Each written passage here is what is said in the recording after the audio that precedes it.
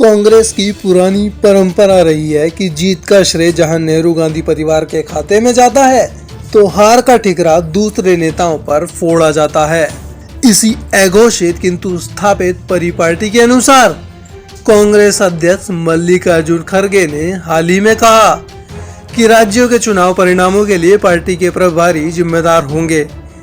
कुछ दिन पहले ही गुजरात में राहुल गांधी ने अपनी पार्टी के नेताओं की भाजपा से मिलीभगत का आरोप लगाते हुए उन्हें कड़ी नसीहत दी। राहुल ने ऐसे संदिग्ध नेताओं को बाहर का रास्ता दिखाने से परहेज ना करने की बात भी कही।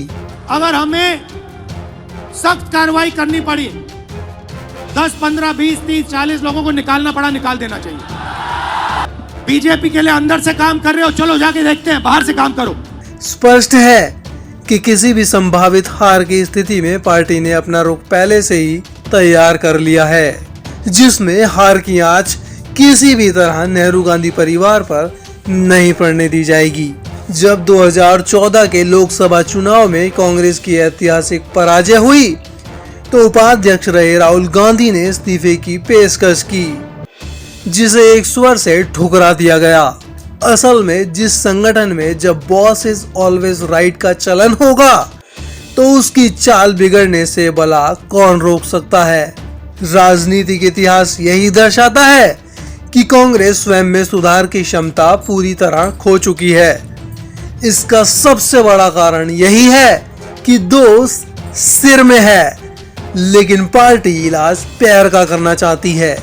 अब जब वोटिंग मशीन पर लांछन लगाना काम नहीं आ रहा है तो कांग्रेस आलाकमान ने अगली किसी आशंकित हार के लिए अभी से ही बलि का बकरा खोजने की कवायद शुरू कर दी है। आज पार्टी और उसके शीर्ष नेतृत्व में ऐसे नारे गढ़ने की प्रतिभा का अभाव भी दिखता है। इसलिए अपनी कमी का दोष अपने दल के कार्यकर्ताओं, नेताओं और अन्य लोगों पर मंडना उसकी मजबूरी है। राहुल गांधी जब सार्वजनिक रूप से अजीबोगरीब बातें कहते हैं और उस कारण उनकी और उनकी पार्टी की किरकिरी होती है तो उसका दोष राहुल के वैचारिक सलाहकारों पर मंड दिया जाता है। 2014 के चुनाव में मानमर्दन के बाद हार के कारणों की समीक्षा के लिए गठित एंटनी समिति ने अपनी पड़ताल में पाया था कि मुस्लिमों की ओर झुकाव का पार्टी को भारी खामियाजा भुगतना पड़ा। इसके बावजूद यही लगता है कि कांग्रेस ने उससे कोई सबक नहीं लिया।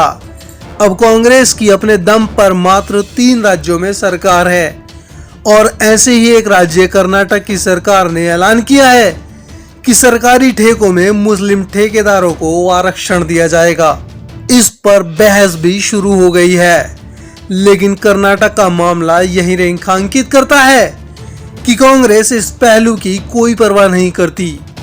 पार्टी देश के बदलते मानस और राजनीतिक परिदृश्य पर होते परिवर्तन को समझ नहीं पा रही और अपना जनाधार एवं प्रासंगिकता खोती जा रही है।